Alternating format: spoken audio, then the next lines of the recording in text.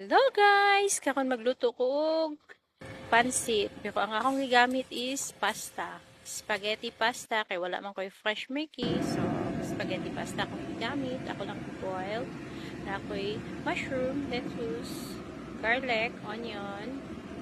Na ako'y pork. Marinated na siya. Tapos parang nato ang garlic ug ang onion. Antin siya mo amoy. Na ako'y pink salt, black pepper, oyster sauce, dark soy sauce, and white soy sauce. Then, isa na to ang pork. Nandito siya magkulay brown. So, kain lang. Tapos, ilututan na to ang mushroom. Ilututan ako siya o salt and sugar na sa lasa. Tapos, ano na siya, ilumit na to ang lettuce para na siya green-green. So, ano siya, okay-okay.